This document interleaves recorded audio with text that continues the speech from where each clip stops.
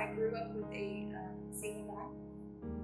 My dad struggled with addiction, so my mom was all by herself. They divorced when I was 2 or 3, so I didn't have a father present.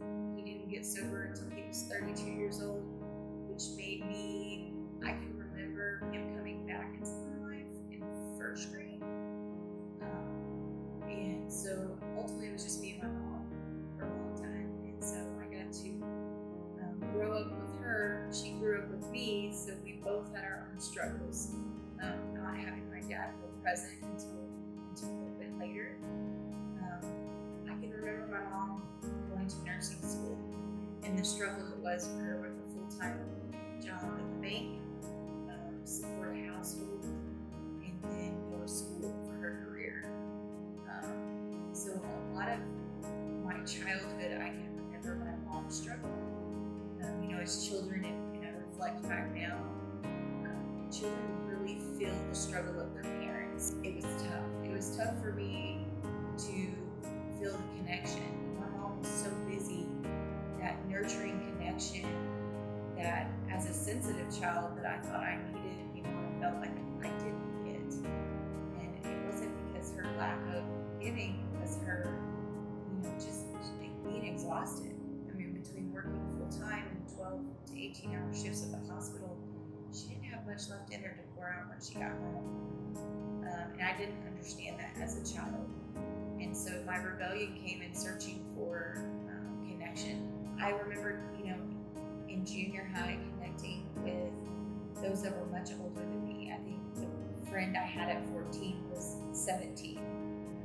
And so the things that they were doing, I was joining along with. That's when I remember, and then having my other friend 2 doors down, and me and her would drink and smoke weed. And then the 17-year-old, that's when I started doing cocaine. And that's, the first time a stimulant entered my body, I had arrived. At 13 years old, I was diagnosed with rheumatoid arthritis. We have a family disease that we now know as COPA. But back then it was the struggle of joint pain. My dad went through it. They told me, at 12 and 13, it was growing pains until I was finally diagnosed. And so cortisone shots hurt. Nothing seemed to work. I could no longer do the sports.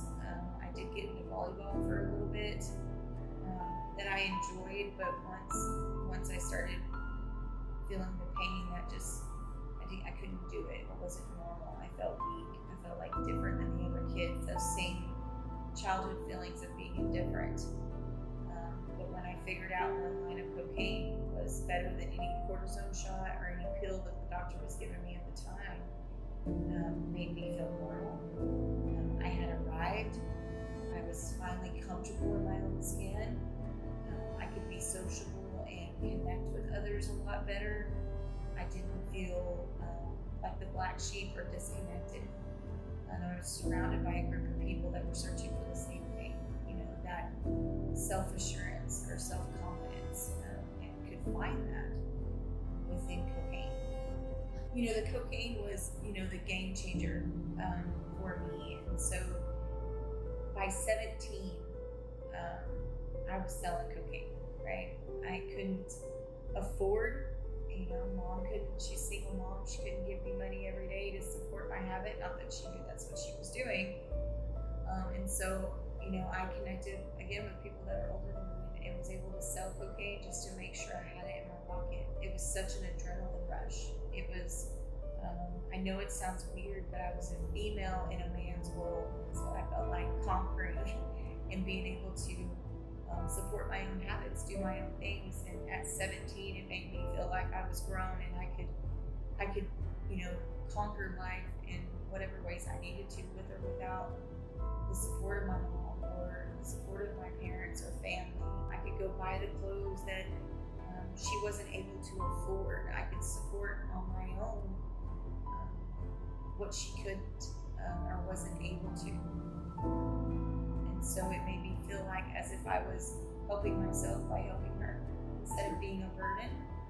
I can remember in my teen years feeling like a burden to my mom because of the struggles financially, or the struggles with her mental health, and just her trying to survive as a single mom. School fell off. And in fact, I was asked to leave Lee High School. I would go back and forth when I lived with my dad. Times would, I wouldn't have the opportunity to sell cocaine and do cocaine. I would have to go out with other friends to be able to do those things.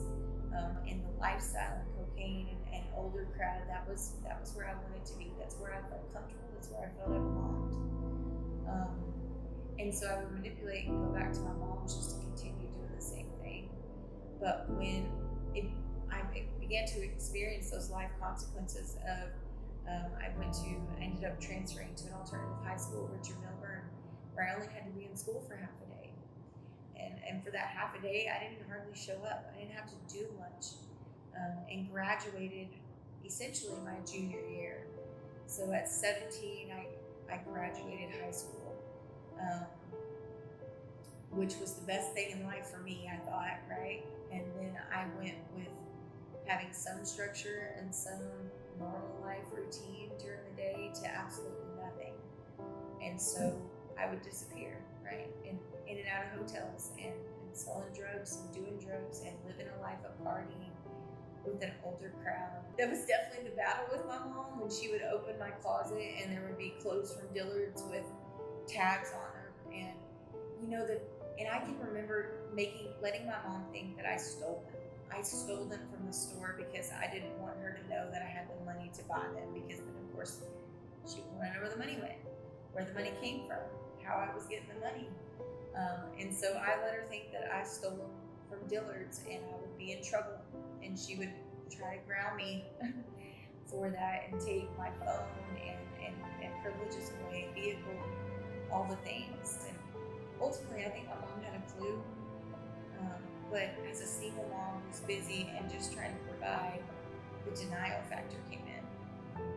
That's not what she wanted to go with that. That's not what she wanted to think that I was out there doing. And I think that denial stayed around with her well into my early 20s. She can't be, that's not true. My daughter can't do that. Why would she do that? So the denial factor was in. My dad being in recovery himself during that time, he was pretty clued in, but ultimately I was with an older crowd doing things that I know 17, 18, 19, 20-year-olds should be doing, and putting myself in places that were completely dangerous. And with that, putting myself in a place, there was, a couple of times, one time in particular, that, I was taken advantage of and raped and attacked because of it, which only fueled my fire to be bitter, resentful, build that guard, and put on the mask of I was tough, right? I wanted everybody to know how tough I was, because of the two times that I felt like I was hurt, attacked, taken advantage of when I was younger. I was going to be somebody different, somebody everybody thought they couldn't mess with, right? And so I think we do that for survival. I know I did. It was more, I wanted you to think you couldn't mess with me, the way you couldn't hurt me. I was so scared to be hurt and taken advantage of, but it didn't scare me enough to keep away from the lifestyle. So the first time that I was taken advantage of, I was 15.